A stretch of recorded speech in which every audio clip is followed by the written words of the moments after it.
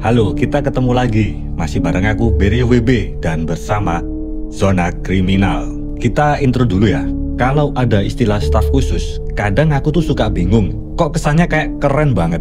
Mungkin karena ada embel-embel istilah khusus ya. Jadi seolah-olah istilah ini tuh untuk orang yang benar-benar memiliki skill dewa, yang mungkin jarang dimiliki oleh orang lain.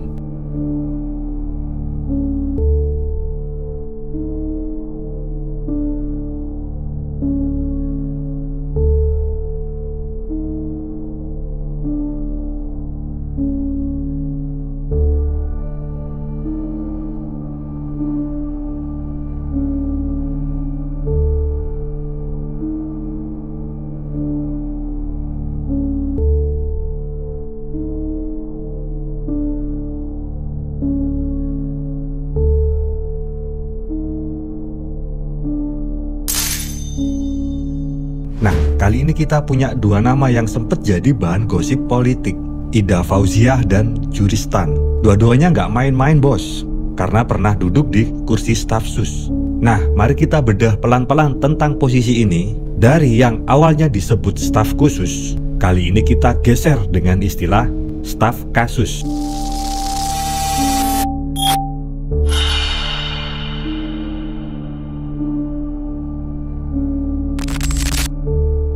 Kita mulai dulu dari Juristan. Namanya mencuat waktu Kejaksaan Agung menetapkannya sebagai tersangka kasus korupsi pengadaan laptop Chromebook untuk program digitalisasi pendidikan periode 2019 hingga 2022. Bayangin ya, proyeknya niatnya sih bagus.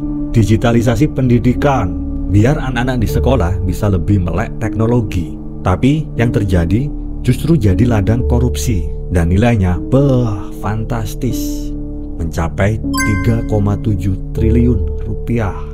Juristan diduga punya peran dalam pengaturan proyek itu, mulai dari penunjukan pihak tertentu hingga penyalahgunaan anggaran. Istilah hukumnya tindak pidana korupsi dalam pengadaan barang atau jasa pemerintah. Dan yang bikin lebih runyam, setelah ditetapkannya sebagai tersangka, si Juristan ini 3 kali mangkir dari panggilan penyidik. Hingga akhirnya Kejaksaan Agung menetapkannya sebagai DPO alias daftar pencarian orang, dan bahkan red notice Interpol. Tapi uniknya kasusnya nggak selalu jelas ujung-ujungnya. Kadang muncul di berita besar, tapi kadang menguap. Nah, di sini aku jadi mikir, apakah Juristan ini benar-benar pelakunya atau cuma sebagai pion? Jadi seakan-akan biar publik ribut sama pionnya, sementara raja dan menteri di panggung belakang masih tetap adem ayem. Nah, sekarang kita geser ke Ida Fauziah. Namanya sudah lama dikenal di dunia politik, tapi kali ini juga tak luput dari sorotan. Kasus yang menyeret dia jauh lebih kompleks, karena terkait dugaan penyalahgunaan jabatan di lingkungan kementerian. Jadi sama Juristan ini kasusnya beda jalur, tapi dalam situasi sekarang sama-sama panas. Ada yang bilang dia ikut memuluskan kepentingan proyek tertentu. Ada juga yang menyinggung aliran dana dengan modus seperti ini. Perusahaan yang mau mengurus izin tenaga kerja asing harus setor sejumlah uang. Dan kalau nggak mau, proses izinnya akan diperlambat. Dan nilainya KPK menyebut sekitar 53,7 miliar. Jadi di sini jelas ya, ada pemerasan dan gratifikasi terkait pelayanan publik. Ini jelas-jelas masuk ke tindak pidana korupsi. Tapi anehnya ya, meskipun bukti makin jelas, kedua fenomena ini perlahan-lahan hilang dari sorotan. Dan di sini lagi-lagi muncul pola yang sama. Sama-sama melibatkan staf khusus, sama-sama menyangkut proyek besar, sama-sama bikin heboh di media, dan sama-sama meredup tanpa ending yang jelas. Strategi agenda setting plus isu manajemennya itu loh bener-bener jalan. Kasusnya sengaja dinaikkan ke permukaan, dibikin gaduh sebentar, lalu pelan-pelan diturunkan sampai publik lupa. Sementara aktor besar di belakangnya tetap bisa adem ayem. Jadi fenomena staf sus itu unik. Mereka bukan pejabat struktural, tapi punya akses. Bisa dibilang posisinya dimanfaatkan sebagai informal power breaker. Artinya mereka bisa jadi jembatan antara kepentingan luar dan kebijakan dalam. Jadi kalau staf sus kena kasus, jangan buru-buru bilang, oh kurang ajar itu staf susnya. Karena bisa jadi dia cuma dijadikan jembatan yang dipakai orang lain untuk lewat. Dan kalau jembatannya roboh, yang perlu disorot adalah siapa yang nyuruh bangun jembatan di situ. Sekarang kita bicara proses hukum. Juristan sudah jelas ya, tersangka. Tapi begitu mangkir 3 kali, malah masih dibiarkan. Sementara di kasus RPTKA, KPK sudah panggil banyak saksi, sita aset, bahkan sebut angka kerugian puluhan miliar. Tapi ya sampai sekarang, apa ya udah ada aktor besar yang benar-benar dihukum. Yang aku khawatirkan adalah fenomena scapegoat alias kambing hitam. Konsep seperti ini tuh dipopulerkan dalam studi konflik sosial. Jadi ketika ada masalah besar, kelompok atau individu tertentu dijadikan penanggung jawab agar kemarahan publik mereda. Soalnya dalam kasus Juristan ini, publik diarahkan melihat staf sus sebagai biang kerok proyek Chromebook. Dan di kasus Ida Fauzia, staf susnya yang dipajang di depan sebagai pelaku pemerasan.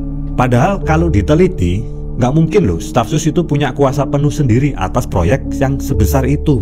Mereka mungkin punya akses, iya, tapi untuk pengadaan 3,7 triliun atau aliran gratifikasi 53,7 miliar, pasti ada struktur yang lebih besar yang menopang. Jadi staf sus di sini bukan sekedar pelaku, tapi scapegoat politik.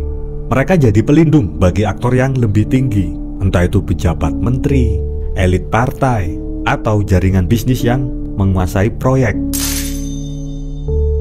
Sekarang kita lihat dengan kacamata lain, institutional corruption. Ini bukan sekedar soal mencuri uang, tapi sistem, institusi, bahkan budaya politik yang membuat korupsi itu mungkin terjadi dan berulang. Staf sus bisa jadi contoh klasik. Posisi mereka sering tanpa ada batasan yang jelas. Soalnya gajinya aja tidak setara dengan akses kekuasaan yang dimiliki. Akibatnya apa? Akibatnya muncul celah. Mereka bisa menjadi broker, calo, atau perantara bagi bisnis dan kepentingan politik. Kasus Juristan dan kasus staf sus Ida menunjukkan hal itu. Keduanya bukan sekedar oknum nakal, tapi hasil dari sistem yang memungkinkan staf sus bekerja di wilayah yang abu-abu. Nah, yang paling menyedihkan adalah bagaimana kasus sebesar ini bisa surut begitu aja. Padahal nilainya itu bukan receh loh, 3,7 triliun di Chromebook dan 3,7 miliar di kasus RPTKA. Itu uang rakyat, bukan receh parkiran. Tapi karena sorotan publik udah pindah ke isu lain, jadinya aparat hukum punya alasan untuk memperlambat. Media pun merasa nggak perlu terus meliput. Nah, akhirnya jadilah kasus besar yang awalnya bikin geger, lambat laun berubah jadi catatan kaki. Nah, kira-kira apa pelajaran dari kasus Juristan dan staf sus Ida ini? Jadi, dalam politik kita, staf sus bukan cuma jabatan. Mereka adalah tameng, scapegoat, sekaligus korban sistem. Kasusnya memang besar, tapi ujung-ujungnya selalu sama, hilang di tengah jalan. Sementara dalangnya masih tetap tenang di kursi empuk. Dan pertanyaan terakhir, apakah kita akan terus puas melihat kambing hitam dikorbankan? Atau akhirnya berani menuntut siapa yang sebenarnya mengatur permainan? Karena kalau tidak, jangan heran kalau korupsi di negeri ini bukan lagi sekedar kejahatan individu, tapi sudah berubah menjadi ritual institusional. Dan saat korupsi sudah jadi ritual, hukum bukan lagi panglima. Hukum hanya jadi dekorasi. Aku Berio WB.